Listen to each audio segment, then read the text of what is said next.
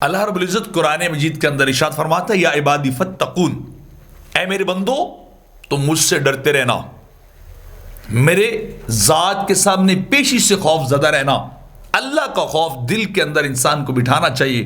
وَلِمَنْ خَافَ مَقَامَ رَبِّهِ جَنَّتَانِ، جو اللہ سے ڈرتا ہے اللہ اس کو دو جنتیں عطا کرتا ہے۔ تو خوف دل کے اندر اللہ کا ہمہ وقت رہنا چاہیے، یعنی جو دنیا میں ڈرتا ہے اسے آخرت میں امن نصیب ہوتا ہے، اور جو دنیا میں بے خوف زندگی گزارتا ہے آخرت میں جا کے وہ بندہ پریشان ہوتا ہے۔ تو سیدنا صدیق اکبر رضی اللہ تعالیٰ عنہ خوف خدا کی ایک عظیم مثال تھے، سراپا خوف خدا تھے وہ۔ اور آپ کے بارے میں تو آتا ہے کہ آپ ایک دن ایک پرندے کو دیکھ کر آپ نے ارشاد فرمایا کہ کاش صدیق اکبر انسان نہ ہوتا، یہ پرندہ ہوتا، کیونکہ ان سے حساب نہیں لیا جائے گا، صدیق اکبر سے حساب لیا جائے گا۔ وہاں قیامت کے دن کٹہرے میں کھڑا کر دیا جائے گا، ایک ایک منٹ ایک ایک لمحے اور سیکنڈ کا حساب لیا جائے گا، اور پرندے بغیر حساب کے چلے جائیں گے۔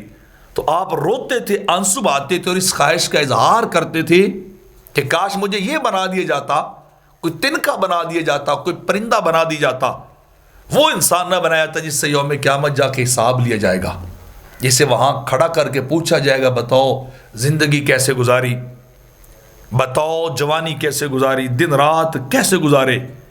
تو آپ کے خوف خدا کا یہ عالم ہے کہ جنت کی بشارت ہونے کے باوجود آپ اتنا روتے ہیں، اتنا خوف زدہ رہتے ہیں کہ امت میں اس کی کوئی اور مثال نہیں ملتی ہے۔